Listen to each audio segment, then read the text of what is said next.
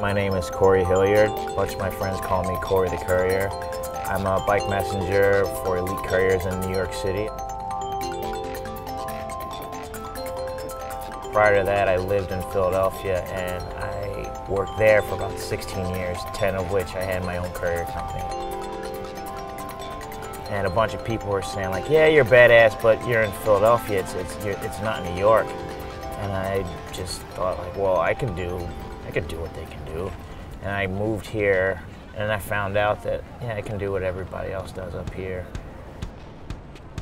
New York is a special place because there's a lot of action and energy with all the traffic and the cabs and the cars.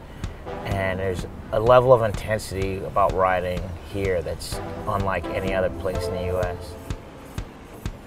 I think helmet use is just mandatory because the automobiles in New York drive so recklessly. There's this thing where I think that no one knows what painted lines are on the road. People just drift side to side.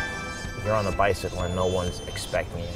So crashes always happen. They always happen. And it's just an imperative that I think everybody should ride with a helmet. I've been wearing the Allston for about 8 months, about 140 days worth of ride time. It was so much more cooler and comfortable. I was racing all last summer. It was like a 10-degree temperature difference. I was able to go really, really fast with that helmet, and I wasn't even tired or winded afterwards because my head was cool and I was able to think while I was on my bike. In the 6 years that I've lived here, I've noticed a change. There's been more and more cycling, and with all the bike lanes and making it safer for cyclists in the city, more people start to ride.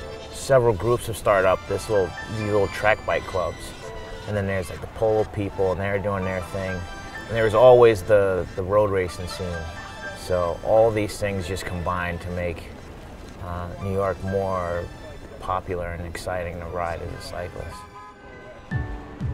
With New York, I think the next thing is for track bikes, and if somebody can get together and organize a series of track racing, like New York could be the next hub for track bikes. Somebody in the next few years needs to go national, international with like track racing.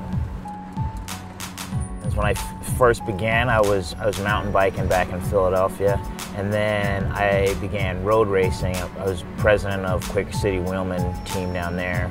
I was doing cyclocross racing. A few years ago, I did a ride from here in New York City out to Los Angeles, and that was a 2-month trip. Other times, I've ridden from San Diego all the way to Seattle. I've raced in Guatemala to do the World Master Championships. I've raced in Toronto. I got in a national post up there. That was a fun time. I've raced in Chicago and pretty much all up and down the eastern seaboard for road racing. You don't win every race, and sometimes you just come back, you know, with your tail between your legs. I tried my hardest, but somebody else won. But Mom was there. She really supported me and helped me out. I like to thank my friend Jeff Underwood over at Continuum Cycles. He's been a big help to me since I've been in New York. And also my friends over at Red Lantern Bicycles. They've been a huge help.